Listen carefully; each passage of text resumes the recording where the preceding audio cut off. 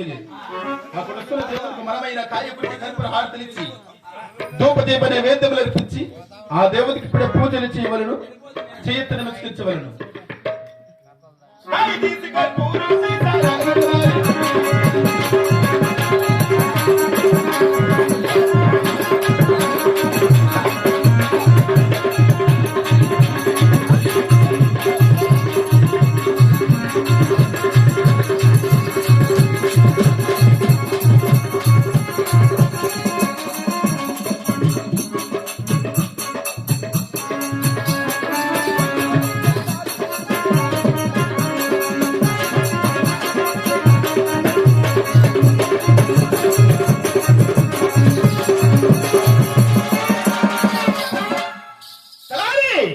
ఎంత తప్పు నా కొడుకురా నువ్వు, లోపల నా కొడుకురా నువ్వు.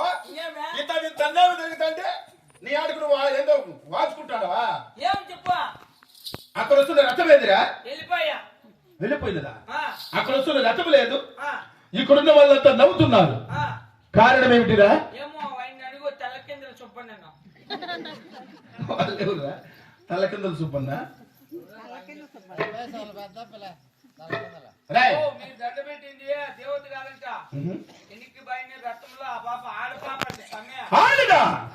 గీరాగమరెడ్డి అరగా సాడదాని కనుమతి నమస్కృతి చేయరా దేవతిరా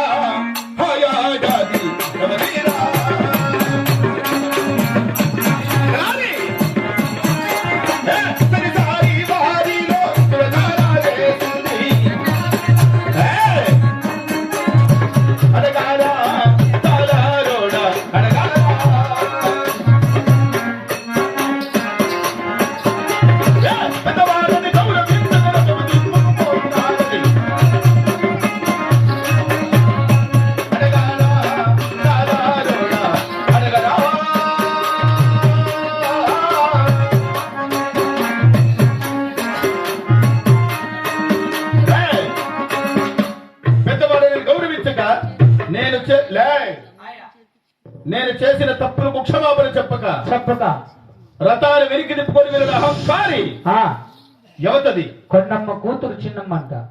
కొండమ్మ కూతురు చిన్నమ్మ. కొండమ్మని వాళ్ళు ఒక్కరే ఉన్నారా? ఇరువురు ఉన్నారు. ఒక్కరే. తన పుట్టినెల్లు ఓలుగుండాపురి పట్టణం అంట. ఓలుగుండాపురి పట్టణమా?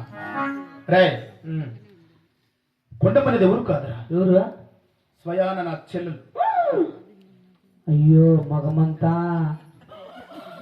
ఇంద్ర ఓడిపోయింది. దుద్దుకొని ముక్కులు లేకపోతాయి. నీ చెల్లెలు కూతురు దండ పెట్టి అవమానం పాలైపోయినా. అవునురా, ఈ అవమానం భరించలేము. ఎవరి పని డబ్బు లేదు. కొత్తగాడి 30 రూపాయలు పాలడాయలు, 20 రూపాయలు జిలేబీ చేస్తా. అవెందుకు? పాలడాయలు దాకా నువ్వు జాయి, జిలేబీ తిని నేను చేస్తా. ఏం జిలేబీ తిన్నలో చేస్తున్నారా? ఏమో గొంతు వేసుకుని జాయిచ్చు.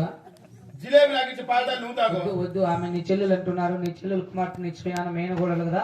నీ చెల్లెలు కుమార్తె నీ కుమారుడు వెంగళరెడ్డికి పెళ్లి చేసుకున్న. పెళ్ళైన తర్వాత కష్టములు పెట్టి ప్రతీకారం తెచ్చుకున్నావు. కొంపలు కూల్చే దాంట్లో పంచుతూనే అప్పులు చేసే దాంట్లో నువ్వు మూతి దాపెట్టాడు. మూతి కోసం నా కొడుక నీకు